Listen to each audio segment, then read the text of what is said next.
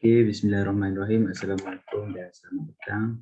Okey, seperti mana yang dijanjikan, kita akan membincangkan dan menghuraikan berkenaan kaunseling atas talian. Okey, dalam perbincangan ataupun penjelasan kita hari ini, kita menekankan beberapa aspek iaitu daripada segi pengenalan, etika dan panduan, proses dan peringkat menjalankan kaunseling atas talian, limitasi dan kekangan, dan akhir sekali isu dalam kaunseling atas talian. Okey, hari ini kita ada lima orang yang akan bentang berkenaan isu berkenaan kaunseling atas talian.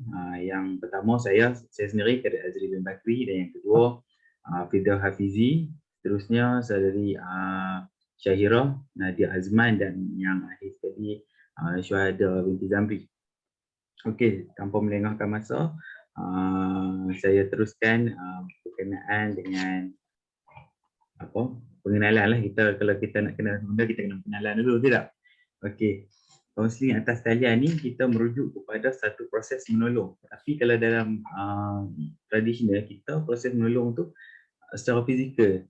Tapi hari ni konsep kaunseling atas talian ni kita secara maya, berhubung secara maya yang melibatkan komunikasi dua hala, dan juga ada video macam ni lah. Okey, jadi untuk apa tujuan dia kaunseling atas talian ni diwujudkan? Okey, yang pertama, kita nak bagi peluang, pilihan kedua kepada orang yang mempunyai masalah dalam daripada segi masa, lepas tu perjalanan dia apa semua. Jadi kita gunakan medium ni nak kata masa tu kuranglah sikit daripada kita nak berjumpa dengan secara fizikal yang memerlukan perjalanan secara ni kan. Okey, yang seterusnya adalah dengan kaunseling, tujuan seterusnya dengan kaunseling atas talian ni juga membantu kita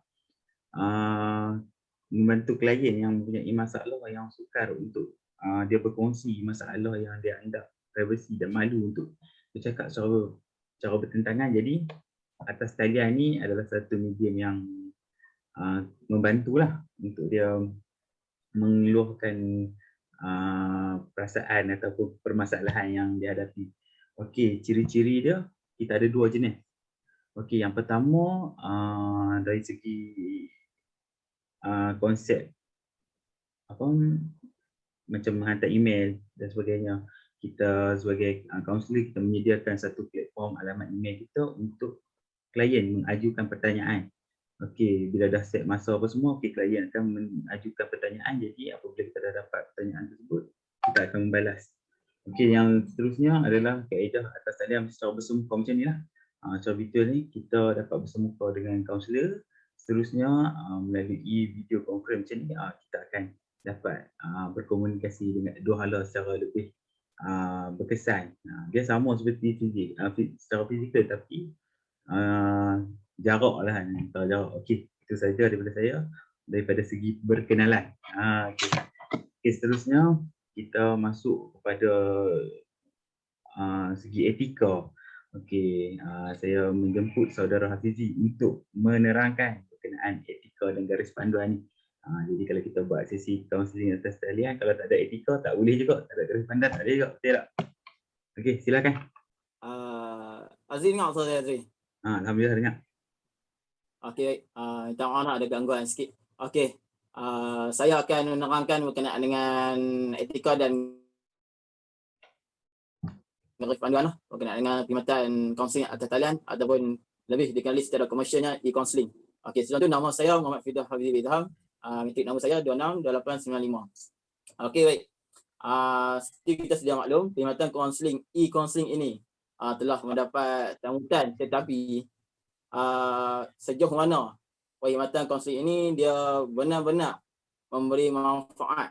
Lebih-lebih lagi kita pakai medium atas talian. Okey, kita kena faham juga, klien ni kadang-kadang dah akan rasa was-was kita nak buat kaunseling atas talian ni, sebab kebiasaannya di Malaysia lah khususnya kita buat kaunseling secara bersemuka. Oleh itu, setiap apa benda sekalipun, yang paling penting adalah pengiktirafan.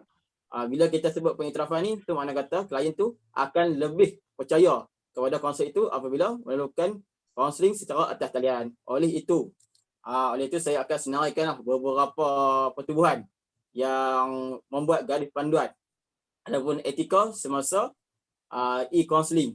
Okey, antara pertubuhan yang buat garis panduan e-counselling ini adalah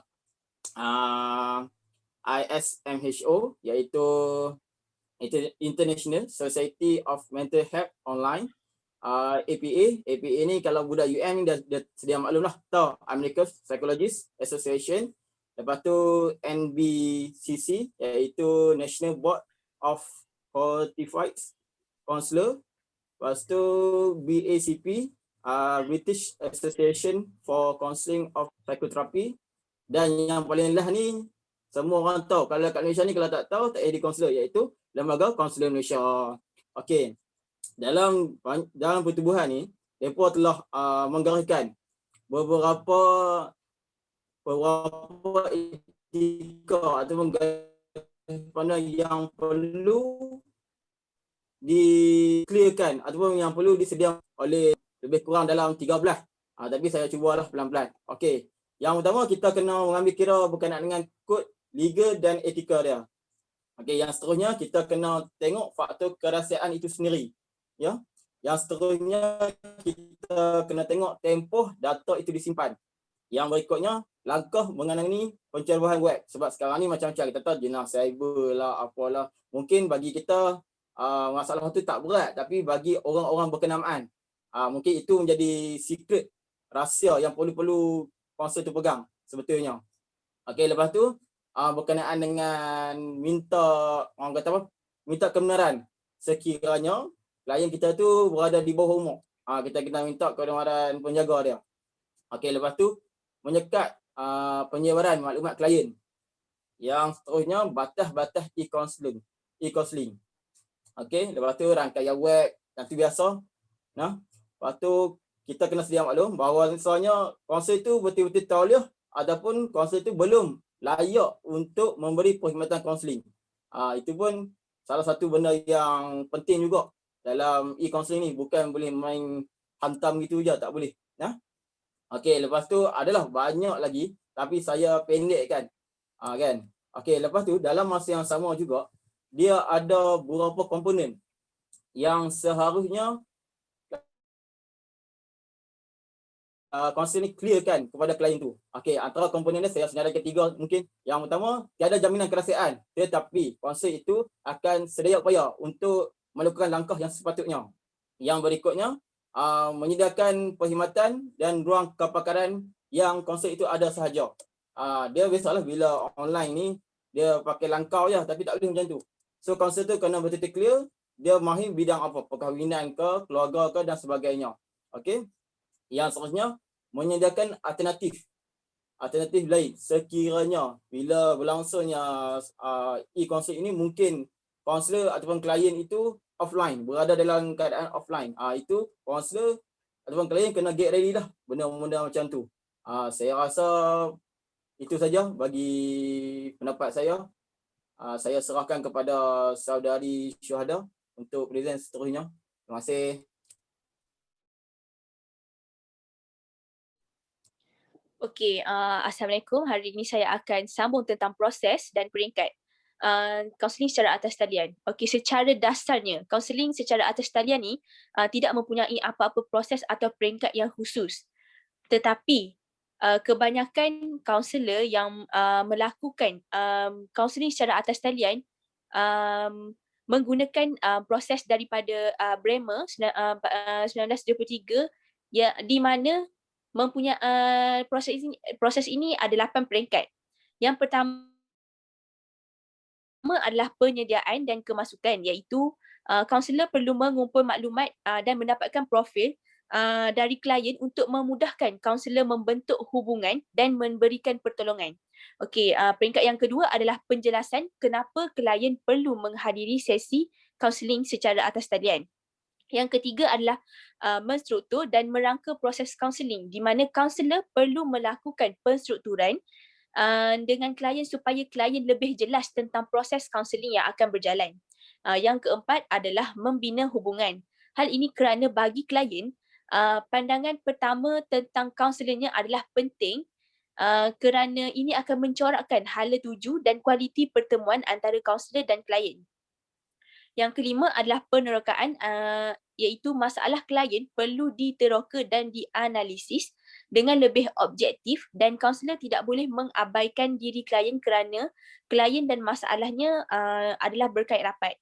Yang keenam adalah pengukuhan ketika klien mengamalkan kemahiran-kemahiran baru. Pada peringkat ini, klien akan menerangkan dengan lebih lanjut tentang perasaannya serta menentukan pilihan-pilihan yang boleh diambil olehnya dan kemahiran-kemahiran baru yang perlu diamalkan. Yang ketujuh adalah perancangan alternatif. Peringkat ini merupakan satu peringkat ketetapan dan kata muktamad kepada rancangan tindakan yang khusus. Pada tahap ini, proses perancangan sudah hampir kepada tahap penyelesaian. Yang terakhir adalah penamatan. Peringkat penamatan ini merupakan peringkat di mana kaunselor membuat penilaian terhadap keberkesanan strategi atau teknik yang telah diaplikasikan terhadap kliennya. Berbeza pula dengan proses daripada Tang Chi Yi, iaitu mempunyai 5 peringkat. Yang pertama adalah membina repo, yang kedua adalah perkembangan hubungan, yang ketiga adalah penerokaan, keempat perancangan alternatif dan yang kelima adalah penamatan sesi. So itu sahaja proses kaunseling secara atas talian. Okey, terima kasih Saudari Syuhada. Begitu panjang orang kata apa? Banyak proses dia macam dengan kaunseling biasa banyak. Jadi proses pun kita dah tahu, etika pun kita dah tahu, garis pandang pun kita dah tahu. Jadi benda yang penting lagi satu adalah limitasi dan kekangan. Benda ni kita kena tahu juga apakah limitasi dia, betul tak? Jadi saya menjemput Saudari Syahirah untuk menjelaskan berkenaan limitasi dan kekangan ni. Okey, Aziz dengar tak suara saya? Ya, dengar. Okey, saya akan sambung kepada limitasi dan kekangan kaunseling dalam talian. Sebelum saya nak kenalkan diri saya dulu, nama saya Syahirah Radhi Saidin. Nombor metrik 262872. Okey, so poin saya yang pertama ialah komunikasi verbal dan non-verbal terganggu bila kita buat kaunseling atas talian, iaitu kaunselor susah untuk baca bahasa tubuh klien. So bila dah susah nak baca, kaunselor akan sukar untuk nak selami emosi yang klien cuba tunjukkan. Dan perkara ini menyulitkan lagi proses membina hubungan antara kaunselor dan klien. And yang kedua ialah capaian internet yang rendah. Bila kita buat kaunseling atas talian, kaunselor dan klien berada di tempat yang berbeza. Sebagai contoh, mungkin berada di negeri yang sama, tapi mungkin kaunselor berada di kawasan bandar, manakala klien di kawasan pedalaman. So proses itu menjadi terganggu bila asyik terputus-putus talian. So yang ketiga ialah suasana yang tidak kondusif. Kalau kita buat sesi kaunseling yang face to face, senang untuk kaunselor nak pastikan klien berada dalam keadaan yang selesa, yang kondusif. Tapi kalau buat secara atas talian, klien mungkin akan buat di rumah dan mungkin terganggu dengan macam-macam benda. Contohnya macam mak panggil ataupun tamu datang apa semua. And poin yang keempat ialah kerahsiaan dan keselamatan diragui.